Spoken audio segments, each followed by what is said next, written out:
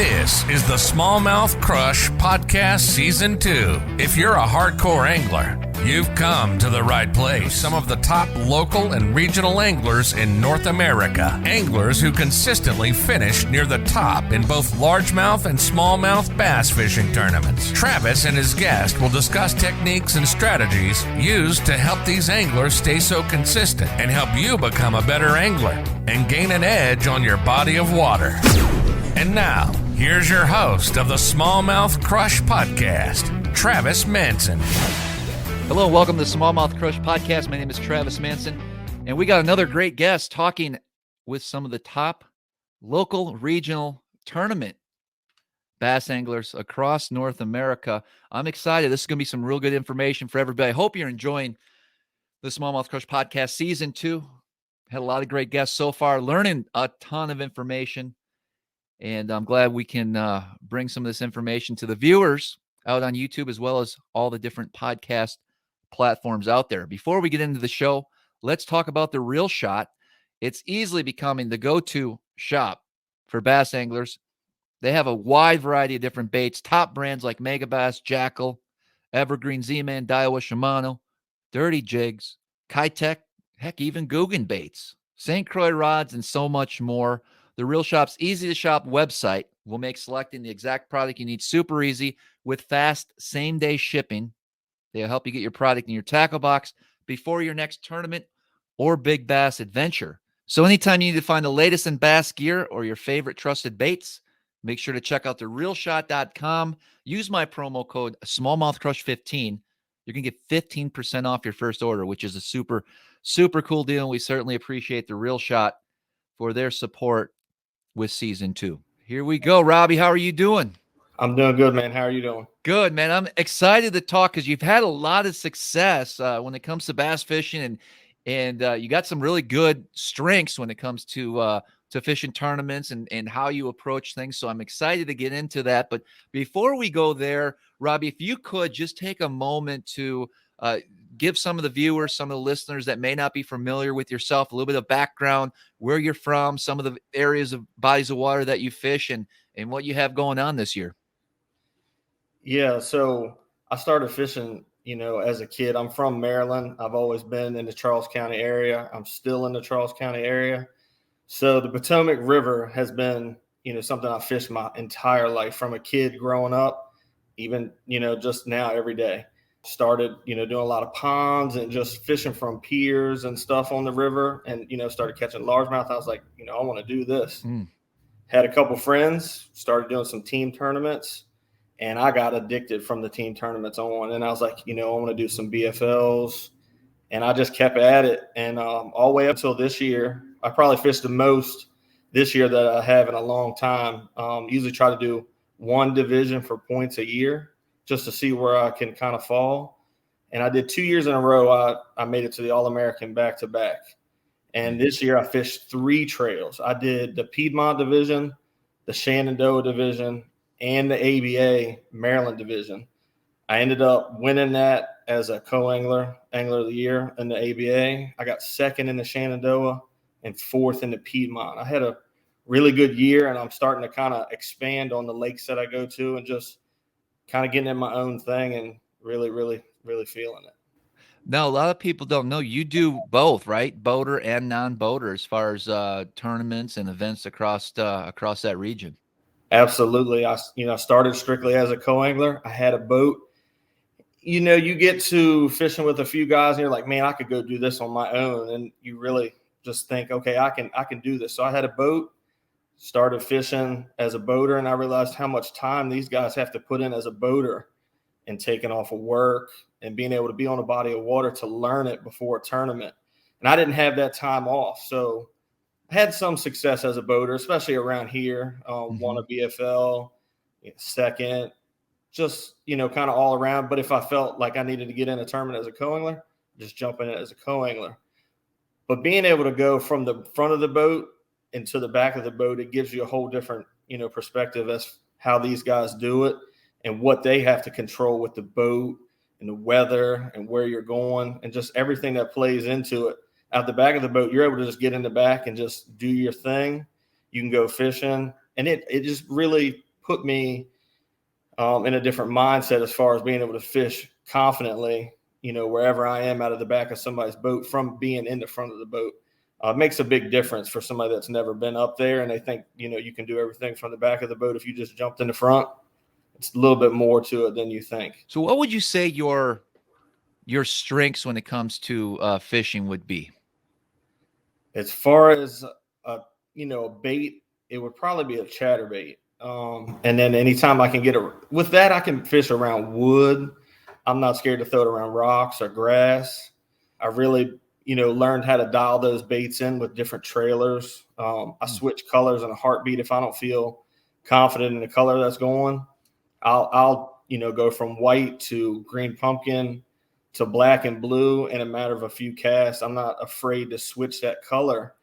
And usually that'll give me a lot of confidence by switching, knowing what bait and what color I'm getting those fish. And you can do a lot of different things with a chatterbait. You can snatch it out of the grass.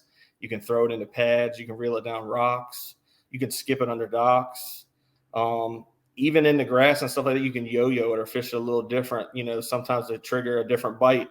And just in the way you're reeling that, the cadence, even the bending in the blade a little bit more. All those type of things can really make a big difference in what I'm doing in the water. And I'm not afraid to throw a totally different, go from a chunk swim bait or a chunk trailer. I'll throw either one just depending on what I feel confidence in for that moment. And just don't be scared to change that bait up in a heartbeat. A chatterbait guy. Okay, so this opens up a whole lot of questions from me. I'm going to drill you here because we got to get into your head when it comes to this because, a chatterbait's very effective. Now, the area you fish, I assume it's a lot of tidal water, right? Potomac, and that's kind of your comfort zone. Yep. Is that safe to assume? Okay. Yeah. Anything tidal has really been good to me, whether it's going to the James and doing it there or the Potomac or even the Upper Bay. Any of those places, they all fish similar to me. And I can throw the same baits and just have confidence every time I get into a tidal water place. The chatterbait will still work on lakes and stuff. I've caught them on Smith Mountain, Kerr Lake, those type of places where Kerr will flood into the bushes. You can skip that chatterbait right up into them bushes just like you can anything else and really get on them good in that type of stuff too. Time of year when you'll start throwing the chatterbait, or is this something you have tied on year round? Most of the time I'll have it on year round. If I'm out of my boat, sometimes I'll have 3 of them on the deck at a time. Whoa. Okay. Not just one. If I go as a co-angler, obviously you'll do one, but on the boater side, I might have a white one tied on, a green, with some chartreuse on it, and then like a black and blue, all on at the same time. So that's what I was going to ask. Do you have a specific brand or do you have a combination of different brands that you like? What would be your top choice when it comes to a chatterbait? Also, I'd like to know the weights that you use most of the time, as well as color. So a friend of mine used to make them, and I used to get them from a guy that was Potomac Mix tackle. He used to make them. He doesn't make them anymore. So now pretty much I'm all jackhammer only. Okay. Really only go 2 sizes. I'll go from 3/8 to a half. Mm-hmm. I don't typically go any bigger than that. I don't think you need to for the water column depth that I'll be in anyways. And then as far as like a color, you got to have the green pumpkin all year round. You can switch that because you can dip that orange. You can put some chartreuse in it. You can put red on it, whatever the trailer is.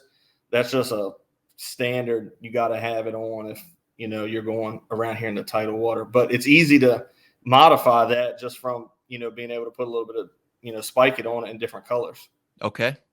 Yep. So that would be the main thing as far as that goes with those. But 3/8 probably 90% of the time, and maybe a half about 10% of the time. Not nowhere near as much as the 3/8. Gotcha. It's just a real comfortable, when you can get that over top of the submerged grass real well and snatch it out of there. You go half. Sometimes you gotta go a little faster and snatch it a little faster, but sometimes that's what they want. There's a lot of different rods and line sizes that people use, and everyone's got their own opinion when it comes to that. Do you have multiple setups, or are you pretty settled in on a handful? I pretty much stick to the same thing year round. Everywhere I go, I'll throw anywhere either 16 or 17, depending on the line I'm using, the brand. Mm-hmm. And then I go with it's a PAL rod. It's a 734 Max. It's a perfect rod for me because I can switch that at any time and go from a spinnerbait, a lighter spinnerbait, chatterbait, or swim jig. It's just an easy rod for a co-angler to switch, and it's just the best all-around rod I found for a moving bait like that for somebody. So I'm not familiar with that rod. Is that fiberglass or is that graphite? Fiberglass. It is. Okay. Yeah. In 16 to 17 pound fluoro. Yep, all the time. How about gear ratio on your reel? Usually 7-1. And it doesn't even matter what reel I'm throwing. Just usually like that, 7-1 ratio. Mm-hmm. Seems to be a good one for me, I'm sure. And then if I'm going too fast, I can always just slow my wind down, and I adjust it from there on what I need to do, whether I reel it a little faster or slow it down on my own to not really have to switch the ratio in a reel. Mm-hmm. You mentioned you use a wide variety of different trailers. Give me a handful of your top picks when it comes to that. For that, I would always use a Rage crawl. Okay. Mostly. Yep. I'll throw a Zoom speed crawl in there quite a bit. That seems to work everywhere you go. And then I like putting a Cod-Tech on there. I could switch that Cod-Tech up to, a 3.3 or a 3.8. I can up that size in the Cod-Tech and, get it a little higher in the water column or a little lower just from the trailer that you have on the bait. You can adjust that as well. So as far as areas that you're fishing this chatterbait and targeting, you mentioned a lot, like you throw it in wood, you'll throw it up on rocks, of course, grass. What do you say the majority of the time you're fishing the chatterbait? What are you fishing as far as the structure's concerned? Me, I would definitely target grass, submerged grass, or pads before I did anything else. Just because you can cover a ton of water. You get in the middle of a grass bed and there's a ton of fish in there. And you can kind of just sit there and fan cast that chatterbait around that grass. And on any cast, catch them. Now, sometimes I've dialed them into where it's one cast after another in the same spot. And you have no idea why they're grouped up in the same spot. But you get that little depression in that grass bed or something that they really are keyed in. Just for instance, I think it was the Toyota series not that long ago. I literally, my boater turned the boat around and I caught 5 fish in a row, same cast, same thing every time. And, he was good to not turn the boat and kind of kick me out of it. He let me keep going on that, but you never know. I mean, it could be the precise cast and you just hit that spot and they'll load up, in a group together and you can just really pull them out of that grass bed real easy. How would you describe, some different types of retrieves that you'll use in that grass with the chatterbait? So one thing that I'll do to start with is I'll start reeling it real fast. I'll just be burning it through there, not really ticking a lot of stuff, just kind of covering water. Mm-hmm. And if I'm not getting the bites from there, then I'll let it just dig in a little deeper to where I'm ticking the top of the grass and just hopping it out of there. And if you're in a little bit deeper water where the grass is submerged farther, you got 2-3 foot above it, sometimes just a yo-yo, you can just let that thing fall and they'll hit it before you even pick up your line. They just, you reel it back to you and just kill it and it'll fall again. And they seem to like that a lot when you're doing that with just nothing's happening. That blade is just falling and shimmying with that bait. And they really like to light it up then. So is your rod tip up high and you're kind of pumping that, or how does that retrieve work? When I'm letting it fall like I am like that, I'm leaving the rod tip up and just letting it fall and you'll feel that thump on it. But if I'm reeling it, I typically, aim it down on a 45 or so, just down and just get it there to where I can just go sideways and just snatch it out of the grass. But if you're doing the kill with it, I like to keep it up. And when you keep it up like that, you just let it fall. You can watch your line. You can see it in the line or you'll feel it, when they grab it, and they really like that when you do that. A lot of guys use a chatterbait a lot for targeting fish in grass, and they love to rip it out of that grass. Is that a technique you find effective? I don't. I like ticking the grass, but I don't like having to just keep yanking, like burying it and yanking it out and snap, snap, snap. I don't as much like that anymore. I mean, I used to do that. Now I find you don't have to do that to get the bites. I mean, if you get the right color and just get that right new movement in that bait, you can just wind it a lot of times and they'll eat it on a slow wind. Do you go off of like gut instinct when it comes to color changes? You mentioned you might throw a bait for 5 minutes and then switch colors, or do you go over like a system where it depends on if it's sunny or cloudy, or what are you looking at to determine your color change? So the color change, it kind of depends on the time of year too. Like in April, for instance, you can I think they'll eat white anytime during April, but I won't throw white at all in March. I won't even switch to a white. It'll have to be once I get to April on. March, I'm gonna throw something with red in it, or green, or the black and blue with a gold blade, something to get in that dingier water before it gets cleaner in the year when the grass grows. But if it's like summertime or something like that, you play into, if it's cloudy, then you might, sometimes you can throw the white when it's cloudy. They'll eat that white just as good as they'll eat a black and blue. Everybody thinks black and blue when it's cloudy. You can go out there and do just as good with a white one. And I've done it many a times. So I'll just kind of get a gut feeling and say, you know what, I feel like I need to switch, and I'll make a switch. And a lot of times when I do that, I'll get a bite. And then I'll throw it for a little while. If I don't get any more bites, and I might switch it up again, try something different in that area. When are you going to try the 1/2 ounce versus a 3/8? You said the 1/2 ounce you use maybe 10% of the time. What specific situations are you encountering when you feel like you need to go to a 1/2 ounce? If it's just a little deeper on some of those lakes and stuff, and I want to get that bait a little deeper around some laydowns, I'll let it fall down there a little bit more.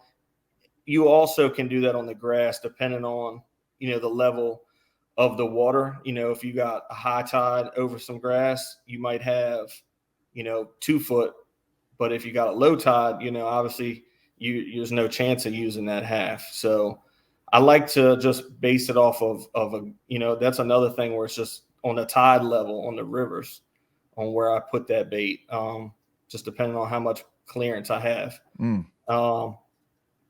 I don't, typically if I'm skipping docks with it, I'll stay with the 3/8 skips the best. I mean, you can take a Zaco trailer and skip that thing, as far back under a dock as you can with anything else you have. But you got to stay with a 3/8 for that, I think. To skip. Yeah. Okay. So great information on the chatterbait. That got me excited, man. What are some other techniques that you utilize quite a bit throughout the season? I like junk fishing. So pretty much, when it's the fall time of the year, August, September, early October, that seems to be when I do the best. And that's typically when I can do the junk fishing. I can throw a swim jig, get some bites on a swim jig. You'll throw chatterbait, or you can switch it up to top water. Then you can throw a Senko or speed worm. I really like that time of year because I feel like I just switch up a lot, and that it suits my style to change to those type of baits, just like that. The swim bait, you can mix that in there on the river too. I mean, pretty much anything when it comes to junk fishing time of year, that seems to be when I do the best, not when the weights are everybody's catching 20+ pound bags.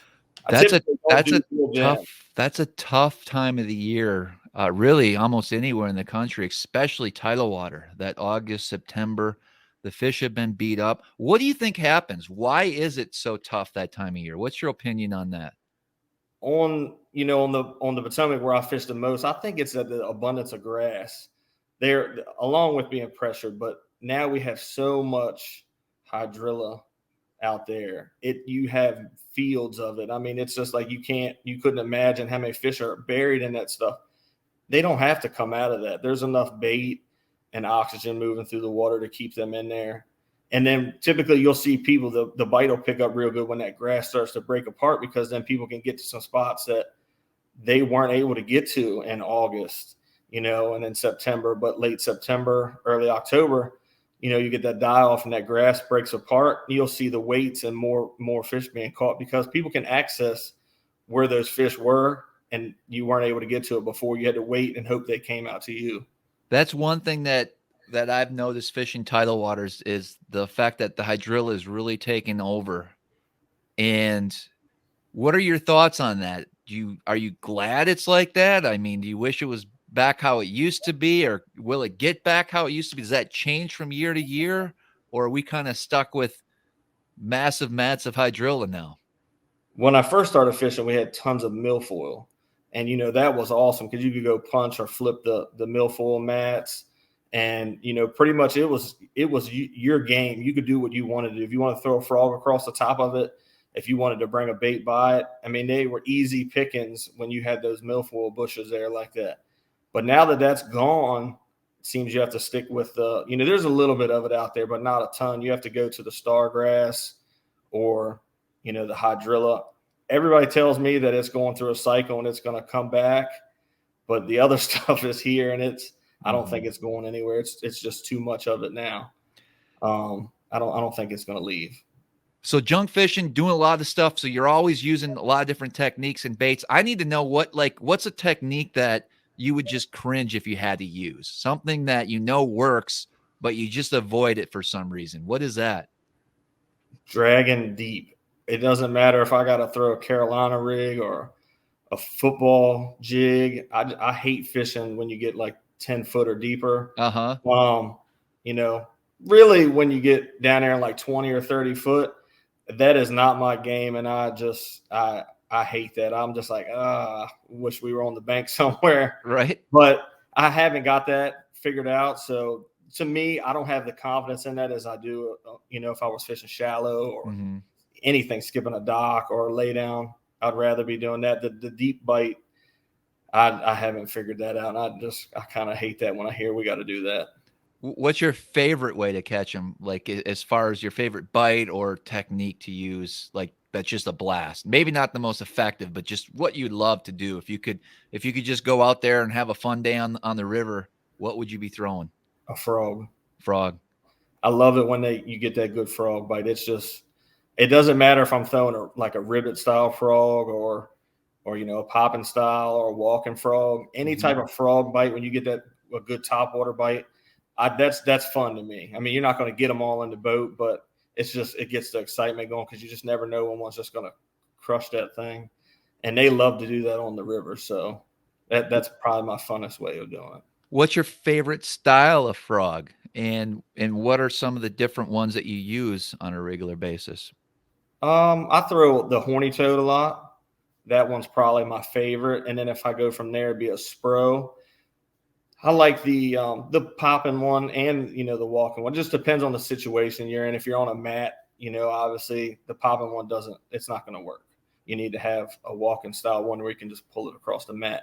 You get into open clumps or holes, that's when the popping one really, I think, the deal then. I'm going to throw it on 65-pound braid and probably on a 7.5, 7.6 heavy rod and just can't bomb it as far as you can bomb it. And when you be able to get, you got to have a strong enough rod to get them out of that big mats of grass when they blow up all the way in the back. Mm-hmm. I mean, you got to be able to horse them out of there. So you got to keep the line up, 65-pound braid, and you got to have a pretty heavy duty rod to get it out of there. So I'm usually a 7.5 to 7.6 rod in that. What are you using as far as a hook with that horny toad? On the horny toad, I just use the horny toad hook that you can buy right from Zoom. Is that a screw lock? I can't remember. It is. Okay. Yeah. Screw lock it on and just feed that hook all the way in the back as far as you can get it. And you're going to miss some. I mean, that's the heartbreaking thing about fishing a frog is, you're not going to get them all in the boat, but usually you get some of them, a lot of times it'd be a good fish that you really need to weigh in when you get one. When you get a blow up and you miss it, do you have any tricks to try to catch that fish? Do you go after him with a secondary bait, or do you throw right back with the frog? What do you do? That's tricky because I've done it to where you can get them to blow up on a frog 3 times, 4 times in a row and just keep missing it. And then everybody says, have a soft stick bait and toss back in there. Mm-hmm. I've done that, and I've caught them, flipping a Senko in that right back in the blow up. And I've also done it where you throw the frog back and blow up. It just depends on each fish is different. I guess how aggressive they are. I've had success both ways, and then I've had a lot of days where they won't come back and hit it at all on the second try. So the Zoom Horny toad, they make a lot of different colors. How many different variations of that, as far as color patterns, are you throwing, or do you try to keep it simple? I used to buy every color they made with pretty much every bait that they made, and I learned real fast you don't need all that. Black, white, and a green pumpkin, and you can go anywhere you want to go and fish any way you want to go with the top water with those colors. You don't have to have 14 different color frogs, I don't think. Yeah, good information when it comes to tidal water. I mean, this is information you can take anywhere in the country when they get up in that thick grass, thick vegetation. It sounds like you're well-rounded when it comes to just going out there doing your junk fishing thing. You got that chatterbait dialed in. You got the frog. I can see why you have so much success. What would some tips you would give other anglers if they're trying to become a better angler on tidal water? What are some words of advice that you could give them? Time, put your time in, kind of learn the different times of the year, because it's going to put the fish in different places.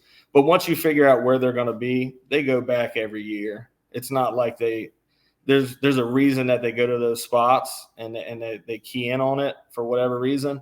And every year you can almost go back to that same spot, that same time of year, and they'll be back. So you put your time in, you learn the spots that the fish are, you learn the techniques that'll work in different tides and different situations. And just putting that time in, I think, will give you the confidence in what you need to throw in different circumstances on that river. All right, 2 questions I ask everyone we have on the show. I would like to know your personal best bass and a little story behind that, what you caught them on, where it was. And if it's not on tidal water, I'd love to hear your biggest tidal water fish as well. So the biggest one that I ever weighed in a tournament was 669. That's the biggest fish I ever weighed in an actual tournament. I caught that on a chatterbait. I was in Mattawoman Creek, and we pretty much weighed it. There was a little flat where there was 4 or 5 boats fishing. We waited. The tide got right. It was the end of the day. Once all those boats got off of that spot, that pressure left. I pulled up to that spot where all that pressure was earlier and, went right through there and caught that big fish. I think it was just waiting for all those trolling motors to stop banging them in the head.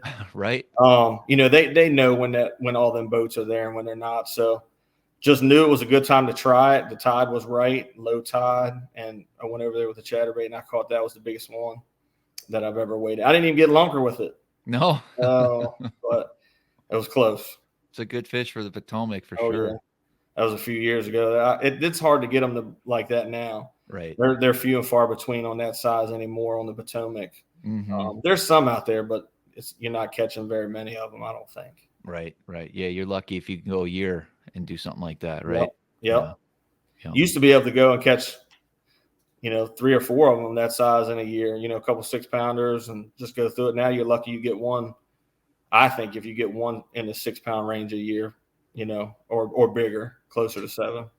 That reminds me, I'd love to ask your opinion on the Snakehead, because obviously we know they've came on strong over the last couple years now. Every year it's getting more and more of them. Do you find that, obviously, I mean, I love catching them, but not in a tournament, right? It's not fun when you get a blow up thinking it's a big bass and it's a snakehead. For those that are not familiar, the tidal waters and probably even some inland waters in this region have a species of fish called the snakehead, and they grow fast, they grow big, and they multiply quick, and they're pretty much in the same areas you can catch largemouth. How do you deal with them? What are your thoughts on the snakehead? I'm right there with you. I hope I don't catch them in the tournament. Right. They're time consuming. They're going to ruin your bait a lot of times, and just having to take the time to fool with them and get them in, especially if it's a big one, they're not going to come in easy. You got to fight them and horse them. I hate messing with them in a tournament. If you're fun fishing, they're awesome. I mean, they'll give you a fight of a lifetime. The blow up, they're ferocious fish. But when you get in a tournament, I'm ready for bass, and I don't want to deal with anything. I don't want them catfish, the snakeheads. I don't want to catch anything else when you're doing that. I forgot all about the catfish. They're everywhere. How many of those do you catch on a chatterbait? Oh, sometimes enough to where you're like, you got to put it down. Right. You get in a certain area, you can wail on them, and you're like, nope, I got to find something else and switch it to a swim jig. Or Who would have thought that? I mean, I can't think of any other body of water where I've thrown a chatterbait and can consistently catch catfish. When you get into a situation like that, do you find that you can still catch bass right alongside the catfish, or do you have to leave? now I've had days where you can catch them. They're mixed in there together for a reason.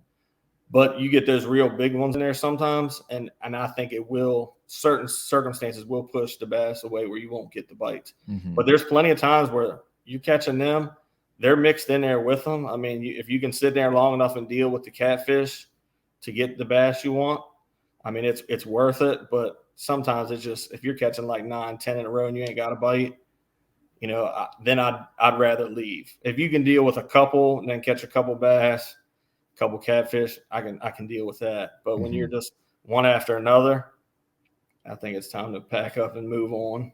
I'm with you there. If I could give you one bait to use for one season to catch these fish on tidal water, what would that bait be? It's all you can throw. If it was on tidal water the whole time, it would be a chatterbait. It would be. It would be a chatterbait for tidal water. All right. Need to go with color. What colors are going to be? Green pumpkin. 3/8 just because 3/8 green pumpkin, but just like I said before, you can put a different color trailer on that green pumpkin. You can dip it so many different colors for different times of year. That's the most versatile color for switching, out trailers. And when they got orange on them, you can switch it with orange. When they got the red in them, you can put the red in them to match the crawls. So I pretty much like that one. Probably would be the top choice if I could only pick one. All right, good stuff, man. If you're into tidal fishing or really any type of this, these techniques, you can take this across the country and catch fish.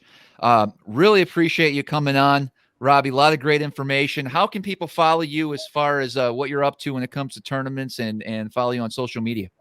I'm usually on Facebook more than anything. That's the easiest way to get a hold of me. Just follow me on Facebook. I'd like to, give a big thanks to my sponsors that I have. Solid Rock Company has sponsored me, over probably 10 years now. I work with them for 21 years. So we do granite marble countertops. So anybody in the area looking for that, it's a family-owned business, and they'll take care of you there. That's what you do full-time as Yep. well? This year, new to me this year is Southern Maryland Paintball. It's a local paintball company. And you can take your kids there for a birthday out, and then the kids can shoot each other with the paintballs. Or even like we went with work. We took all the guys from work, and we just went on a day we didn't work and went there and just kind of, had fun with each other. So it's a great place to get out, do something fun. You're outdoors. I think that's pretty neat. I'm glad that I'm able to join them this year. Yeah, I've never done it. I've seen it. It's got to be a blast, right? It is. It is. And you just go out there for a couple of hours, and it's fun. It's different. It's something that you don't do all the time. And exactly. I really enjoy that. So it's a good place to take anybody. Kids, my kids go there. So it's real neat. Real neat. Very cool. Deal they got there. Power rods. I've been with Power Rods for probably 10 plus years. Great company to work with. Keith, anytime you need something, you can call it there, and Keith will get you the right rod for the right application that you're looking for. So that's pretty neat. And also another one is Swagger Tungsten. They'll be new with me this year too. So pretty exciting. Glad to have, some sponsors and a lot of support from the ones that I do have. Really, really helped me out tremendously. What would be your goal? Is it just to continue fishing tournaments on tidal water? Do you want to try to take it further? Do you have any plans of doing that? Or are you kind of happy with the current situation? With the current situation, it's pretty good. The last couple of years have been really, really good to me. And, everybody would love to do it for a living, but it would be hard. And I have a family. I have to work full time. I don't own my own business. So pretty much that's never going to happen. But right. The goal is this year I won an Angler of the Year. So that was pretty nice. I've won a tournament as a boater. I've won a BFL as a co-angler.